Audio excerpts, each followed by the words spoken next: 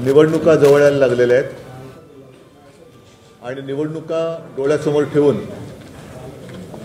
हे महाबिघाडी सरकार फसव्या घोषणांचा पाऊस पडायला लागलेला आहे। त्यांना असं वाटते की त्यांनी आतापर्यंत जो काही कारभार केलाय तो सगळा कारभार जनता विसरेल आणि फसव्या योजनांना बळी पडून यांना मतदान करेल अशी त्यांची एक वेडी आशा आहे। मग या योजनांमध्ये लाडकी बहीण अशा बऱ्याच काही घोषणा आहेत। बाकीच्या योजनांवरती मी आज काही बोलणार नाही, त्याच्याबद्दल जनता बोलते, जनता अनुभव घेते आहे। आणि मला जेव्हा वाटेल तेव्हा मी आदित्य, आमचे सगळे संजय राऊत आहेत, देसाई साहेब आहेत, विनायकजी आहेत, सगळेच आवाज उठवतील। आज मी त्यांच्या एका योजनेबद्दल बोलणार आहे आणि ती योजना म्हणजे लाडका मित्र किंवा लाडका कॉन्ट्रॅक्टर किंवा लाडका उद्योगपती ही योजना। आणि ही योजना, त्या योजनेबद्दल आम्ही गेल्या वर्षी धारावी येथे मोठा मोर्चा काढला होता। साहजिकच आहे, धारावीचा उल्लेख केल्यानंतर आज मी जे बोलणार आहे ते धारावीच्या पुनर्वसन प्रकल्पाबद्दल। धारावीकरांना त्यांच्या हक्काचं घर जिथल्या तिथे मिळालंच पाहिजे आणि ते सुद्धा 500 स्क्वेअर फुटाचं मिळालंच पाहिजे, ही शिवसेनेची आग्रही भूमिका कालही होती, आजही आहे आणि उद्या सुद्धा राहणार आहे। धारावीचा विचार केला तर धारावी ही केवळ एक नुसती झोपडपट्टी नाही, तर एक त्याच्यात वेगळेपण आहे। ते वेगळेपण असं आहे की ही जणू काही इंडस्ट्रियल श्रम, म्हणजे ह्या प्रत्येक घरामध्ये एक मायक्रो स्केलचा उद्योग चालतो। मग त्याच्यामध्ये काही ठिकाणी कुंभार पण आले, अगदी इडलीवाले आले, चांबड्याचा उद्योग करणारे आले, कुंची कोरवे आले, बऱ्याच गोष्टी आहेत। आणि त्या उद्योग धंद्यांचं करणार काय हा एक प्रश्न अजूनही अनुत्तरित आहे। आम्ही मोर्चा काढला होता, तो मोर्चा जो एक बेसुमार TDR काढून अडानीला द्यायचा त्यांचा जो डाव आहे, जो आम्ही उधळून लावणार आहोत, तो कधीही यशस्वी होऊ देणार नाही आहोत। मुंबईभर अडानींकडनं TDR विकत घेतला पाहिजे ही एक जबरदस्तीची अट त्यांनी त्याच्यात टाकलेली आहे, त्याच्या विरुद्ध तर आम्ही दंड थोपटलेले आहेतच। मात्र गेल्या आठवड्यात काही बातम्या आल्या, त्या बातम्या पाहिल्यानंतर ह्या योजनांच्या सगळ्या फसव्या धुरळ्यामागे त्यांच्या कॉन्ट्रॅक्टर मित्राचं कसं ते चांग भलं करू इच्छित आहेत ते आम्ही तुम्हाला आज दाखवत आहोत। एकूण काय तर मोदी आणि शहा गुजरातला मुंबईची गिफ्ट सिटी पळून नेलेली आहे आणि मुंबईला अदानी सिटी करण्याचा त्यांचा डाव आहे। म्हणजे कदाचित उद्या हे मुंबईचं नावही बदलतील आणि मुंबईचं नाव अदानी सिटी करतील। अर्थात ते आम्ही कदापि होऊ देणार नाही। जर का त्यांना उदाहरणच पाहायचं असेल तर संयुक्त महाराष्ट्र चळवळीचं उदाहरण त्यांच्या डोळ्यासमोर आहे, किंवा त्यांनी नसेल तर ते पाहावं की कसा मराठी माणूस एकवटला तर अनेक जणांच्या डोक्यात जो अहंकार घुसला होता, अगदी यावश्चंद्र दिवाकरो वगैरे, तो उधळून लावतो आणि मराठी माणूस मुंबई वाचवतो। आज मुंबईकरांना मी आवाहन करतो आहे की आपण, मध्ये मी बातमी वाचली की मुंबई बचाव समिती, मुंबई बचाव वगैरे नाही, मुंबई रक्षक समिती पाहिजे। आणि मुंबईमध्ये जे काही एकूण ह्यांचे चाळे चाललेले आहेत, मुंबईला लुटायचं, मुंबईची तिजोरी रिकामी करायची आणि मुंबईला भिकेला लावायचं यांचं कारस्थान आहे, ते आम्ही कदापि होऊ देणार नाही। आज मी आपल्याला बोलवलं ते एवढ्यासाठी की अडानीला हे टेंडर दिलं गेलं, त्यावेळेला टेंडरमध्ये नसलेल्या काही गोष्टी ह्या आज त्या देऊ करतायत। म्हणजे एकतर वारेमाप FS आहे। मुळामध्ये जर का धारावीचा प्रकल्प आपण पाहिला तर 590 एकरचा हा एकूण भूखंड आहे। त्या 590 मध्ये 300 एकर हा गृहनिर्माणसाठी आहे किंवा तिथे घर आहे। मग बाकीचा जो आहे त्याच्यामध्ये माहीम नेचर पार्क, नंतर मग टाटाचं ते पॉवर स्टेशन आहे, रिसिव्हिंग सेंटर वगैरे काय काय गोष्टी आहेत। आणि एकूण टेंडरमध्ये जर का तुम्ही बघाल तर कुठेही वाढीव TDRचा उल्लेख नाहीये। त्याच्यानंतर आता जे काही तिकडे चाललेलं आहे की सर्व घरांना ते एक नंबर देत आहेत, म्हणजे धारावीकरांना पात्र अपात्रतेच्या चक्रव्यूहात अडकून हाकलून द्यायचं।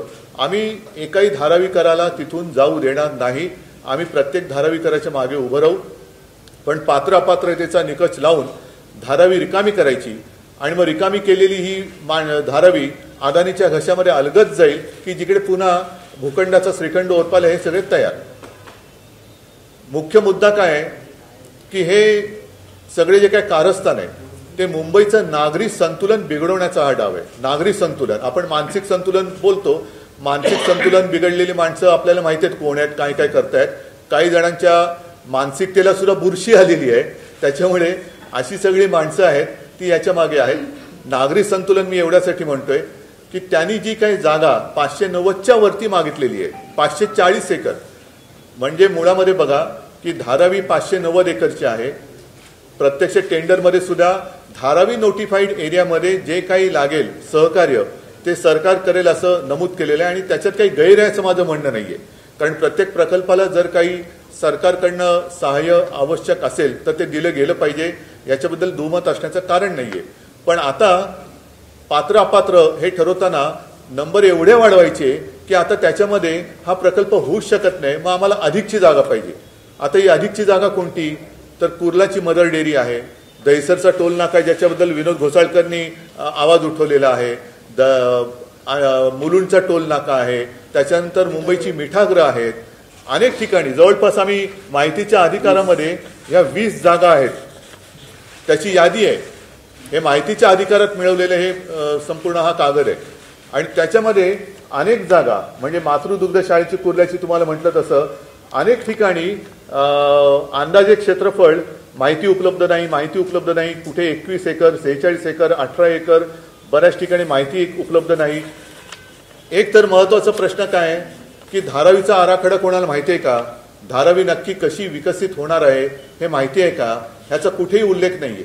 आणि अचानक हे सरकार लाडक्या मित्रासाठी, कोणाचा मित्र तुम्हाला माहिती आहे, त्या लाडक्या मित्रासाठी वेगवेगळ्या ठिकाणी झोपडपट्टी योजनेतून जागा अधिग्रहित करायला लागलेले. हा काय प्रकार आहे, कोणासाठी करताय. आणि मग जिथे मुंबईचे इतर प्रकल्प होणार आहेत त्या ठिकाणाला तुम्ही नख का लावताय, अगदी वाघ नख नसलं तरी सरकारी नख त्याला का लावता आहात. आणि मग धारावीची लोक आहेत, या धारावीच्या प्रत्येक घरात उद्योग आहेत. मूळ कल्पना अशी होती की तिथे जी काही एक रेल्वेची लँड आहे त्या रेल्वे लँडमध्ये पहिल्यांदा घरं बांधायची, तिथे धारावीकरांना ट्रान्झिट कॅम्पमध्ये नव्हे तर घरामध्ये शिफ्ट करायचं. प्रत्येक घरामध्ये जो काही उद्योग असेल, कारण त्यांची रोजीरोटी त्याच्यावरती आहे. जर यांना ट्रान्झिट कॅम्पमध्ये हलवलं, मिठागरात हलवलं, इन्फ्रास्ट्रक्चर कोण देणार, अदानी देणार. दहिसरच्या टोल नाक्यावरती हलवलं, काय म्हणून हलवायचं, तिकडे आम्ही बस टर्मिनस मागतोय, इतर काही गोष्टी आहेत, मुलुंडचा टोल नाका आहे.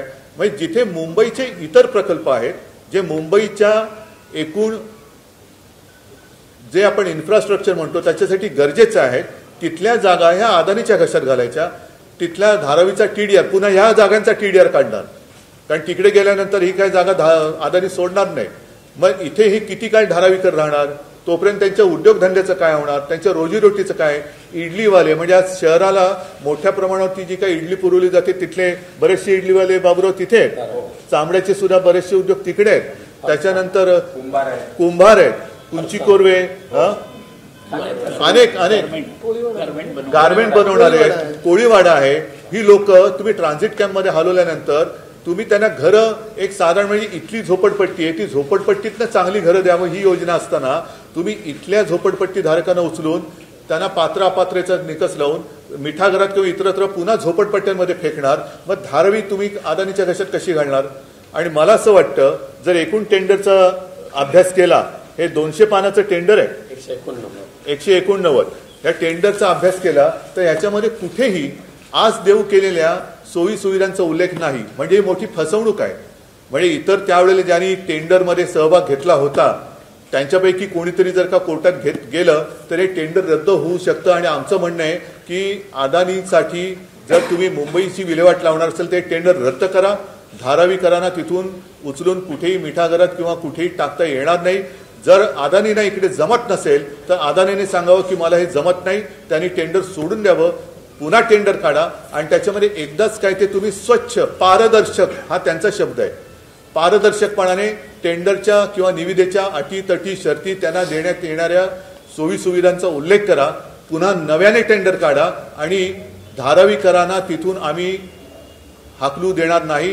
धारावीकराला तिथल्या तिथे 500 फुटाचं घर मिळालंच पाहिजे, त्याच्या उद्योगाची सोय सुद्धा तिथे झालीच पाहिजे, ही आमची आग्रही मागणी आहे. आणि म्हणून हा जो काही सगळा अदानींच्या घशात मुंबई टाकण्याचा डाव आहे तो शिवसेना तर उधळून लावेलच, पण मी मुंबईकरांना, तमाम मुंबईकरांना ज्यांना असं वाटत असेल धारावीमध्ये होतंय आमचं काय, तसं नाहीये. हे कळत नकळत ज्या 20 जागा आहेत तुमच्या सुद्धा विभागात होणार आहेत. म्हणजे एकूणच नागरी सुविधांवरती जो भार पडणार आहे तो भार उचलणार कोण, त्याचे पैसे कोण देणार. नुसतं म्हणजे अदानीने या जागा तुम्ही फुकट देणार आहात का. त्यांच्या सोयी सुविधा ज्या आहेत, पिण्याचं पाण्याचं काय, सिवेजचं काय, या सगळ्याचा खर्च अदानी देणार आहेत का. आणि नसेल तर आमची जाहीर मागणी आहे की हे अदानीला झेपत नसणारं काम हे टेंडर रद्द करून दुसऱ्या योग्य माणसाला ते टेंडर द्यावं. त्याच्यासाठी पुन्हा तुम्ही ग्लोबल टेंडर मागवा, अनेक जण येऊ शकतील. पण हा मुंबई उद्ध्वस्त करण्याचा डाव, धारावीकरांना उद्ध्वस्त करण्याचा डाव शिवसेना यशस्वी होऊ देणार नाही.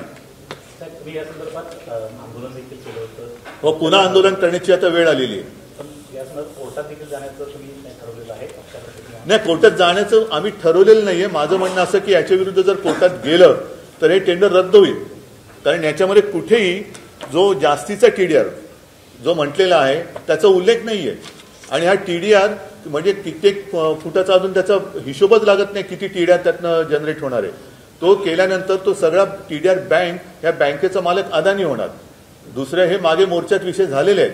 म्हणजे कुठेही कोणाला येण्या इंडेक्सेशन काढल्यानंतर कुठेही वापरता येईल वगैरे हे सगळं म्हटल्यानंतर जर कोणाला मुंबईमध्ये काम करायचं असेल तर पहिल्यांदा 40% TDR हा अडाणींकडनं विकत घ्यावा लागेल. ते विकत घेतल्याचं सर्टिफिकेट मिळाल्यानंतर मग त्या विकासकाला पुढची परवानगी मिळेल.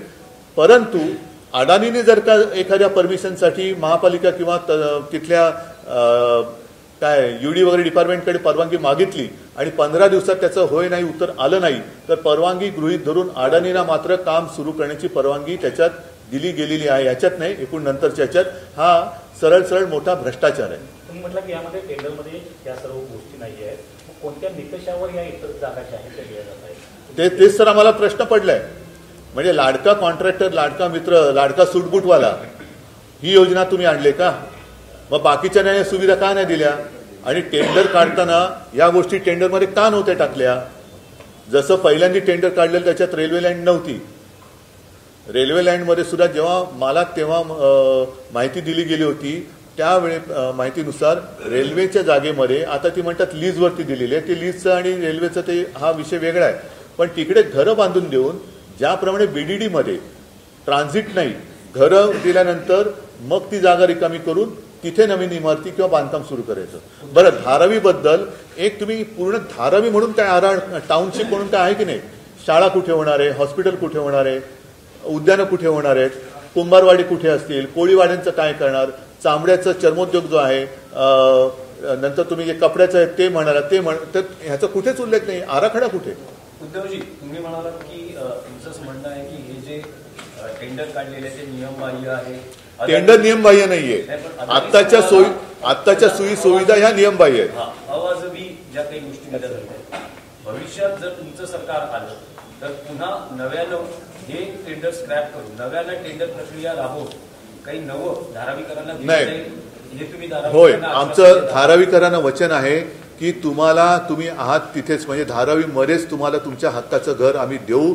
आणि त्यातही तुमच्या घरात जे उद्योग आहेत त्यांची रोजीरोटी आहे त्याची सुद्धा व्यवस्था त्याच जागेमध्ये आम्ही करून देऊ. त्याच म्हणजे राहत्या घरात त्यांच्यासाठी वेगळी इंडस्ट्रियल इस्टेट बांधू, त्यांच्यासाठी उद्योगाची सोय करून देऊ. आता कुंभारवाडी म्हटल्यानंतर ते काय खोलीमध्ये मडकी नाही भाजू शकत, त्याच्यामुळे त्यांच्यासाठी वेगळ्या जागा ठेवू. कुंची कोरवे आहेत, इडलीवाले आहेत, ह्या सगळ्याचं प्लॅनिंग पाहिजे. म्हणजे माझं मत हे असं आहे की धारावी आज जे लोक येऊन बघतात की झोपडपट्टी, तसं नाही. इकडे झोपडपट्टी होती आणि इकडे आज बघा कसं शहरामध्ये जसं मोदींनी एक थाप मारली होती स्मार्ट सिटीची, तसं धारावी स्मार्ट सिटी आपण करू शकतो. पण धारावीकरांना जिथल्या तिथे घर देऊ.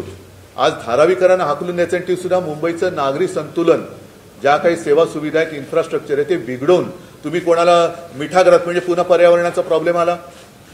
मुंबईच्या मेट्रोसाठी सॉल्ट पॅनची जागा नव्हती, पंपिंग स्टेशनसाठी देत नव्हते, पण अदानीसाठी देत आहे. टोल नाकेची जागा ही सुद्धा तुम्ही अदानींना देत आहे. त्याच्यानंतर अनेक जागा जिकडे माहिती उपलब्ध नाही, नेमकी जागा किती आहे, काही ठिकाणी 21 एकर 46 एकर, पण अनेक ठिकाणी माहिती नाही उपलब्ध. ते झोपडपट्टी योजनेच्या अंतर्गत तुम्ही ते अधिग्रहित करताय. आणि ते अडाणीने देत आहे. मग हा प्रकल्प चालणार किती वर्ष? तोपर्यंत या लोकांनी राहायचं कसं? त्यांच्या रोजीरोटीची सोय अदानी करणार आहे का? उद्योजकांचा स्पेसिफिक प्रश्न आहे. जर भविष्यात तुमचं सरकार आलं तर धारावीचा पुनर्विकास अदानी उद्योग समूहच करेल की नवी काही योजना तुम्ही आणा? बघा, ह्याच्यामध्ये जे काय आहे ही संपूर्णपणे धुळफेक दिसते. आणि माझं मत असं आहे की हे टेंडर आम्ही आल्यानंतर रद्द करू, त्याच्यानंतर पुढे काय करू हा विषय आलाच. पण आत्ताच ते टेंडर रद्द का करण्यात येऊ नये याचं उत्तर या सरकारने दिलं पाहिजे. कारण धारावीकरांवरती अन्याय करून मुंबईची अदानी सिटी आम्ही काय होऊ देणार नाही कोणत्याही परिस्थितीत नाही. तुम्ही म्हणालात की कोणाचे तरी मित्र आहेत त्याच्या फायद्यासाठी आहे ना, सगळं केलं जाते, तर तुम्हाला आम्ही करू ना रद्द. बघा, या पूर्वीचं टेंडर सुद्धा आम्ही रद्द केलं होतं. नवीन टेंडर आमच्या काळात निघालेलं नव्हतं. जर ते आमच्या काळात निघालं असतं तर आम्ही त्याच्यामध्ये ज्या काही अटी तटी शर्ती टाकलेल्या होत्या त्याचप्रमाणे याचा विकास केला असता. या अधिकच्या सोयी सवलती आम्ही देणार नाही. त्याच्यात धारावीकरांचं हित बघून मग आम्ही गरज असेल तर नवीन सुद्धा टेंडर काढू. सर्वे जेव्हापासून सुरू आहे तेव्हापासून पात्र आणि अपात्र यामध्ये अपात्रांची जास्त संख्या होते. धारावी बचाव समितीचं देखील हेच म्हणणं आहे की विनाकारण अपात्र केलं जाते. विशेषतः दुसऱ्या आणि तिसऱ्या मध्यवर्ती जे काही झोपडपट्टी त्यांच्याविषयी काय ते आणि नाही. म्हणून माझं काय म्हणणं आहे की तुम्ही धारावीचा विकास म्हणजे नेमका काय याची व्याख्या करा. धारावीचा विकास म्हणजे अदानींचा विकास नाही. तिथे राहणारे जे काय आहेत तिथल्या सगळ्यांना तिथे घरं देऊन मग तुम्ही विकास करा. आणि जर हे त्या विकासकाला झेपत नसेल तर त्यांनी सरळ सांगावं की मला झेपत नाही, मी हे करू शकत नाही, नवीन टेंडर काढा, सगळ्या गोष्टी त्याच्यात टाका. पण त्याच्यासाठी ही मुंबईची विल्हेवाट लावतायत. एक तर सगळ्या TDR मुंबईभर वापरायला अडाणीनं मोकळीक दिले.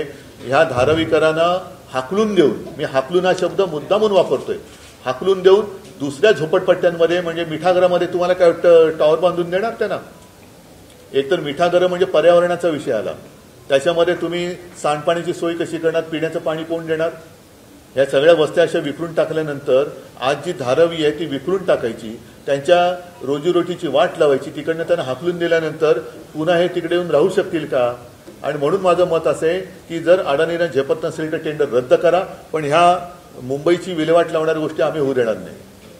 उद्धवजी, धारावी बाबतीत आपण फार संवेदनशील दिसतात. धारावी नाही, मी धारावी बरोबर मुंबई. हो, तिथे मुंबई तर आहे, पण धारावी बाबतीत फार संवेदनशील आहात. तर अशा वेळेस जागा वाटपात धारावी शिवसेना या सगळ्या विषयावरती मी पुढच्या आठवड्यात बोलेन. मला असं वाटतं आजचा विषय महत्वाचा आहे, त्याच्यामुळे बोलो.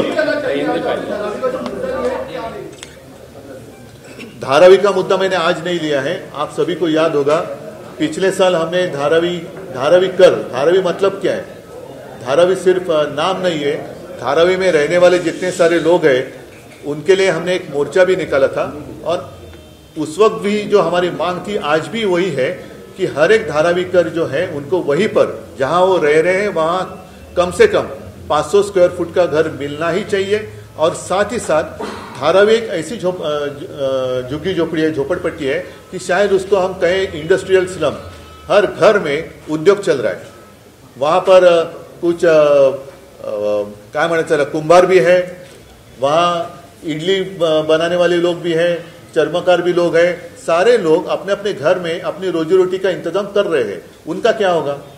और उस वक्त जो हमने मोर्चा निकाला था उसका मूल जो विषय था वो यही था कि धारावी में पता नहीं किसने कब गिना और TDR जो निकाला है FSI उसमें TDR निकालकर पूरे मुंबई शहर में उसका इस्तेमाल अदानी कर सकते हैं. ये कौन सा न्याय है? आज तक कभी ऐसे हुआ नहीं था. और अगर धारावी की अगर हम बात करें तो टेंडर में लिखा हुआ है 590 एकड़, उसमें 300 एकड़ जो है वो हाउसिंग के लिए है. बाकी माहिम नेचर पार्क है, टाटा के भी कुछ काम चल रहे हैं, पावर स्टेशन है, तो वो छोड़कर 300 एकड़ की बात है और वो टेंडर में है.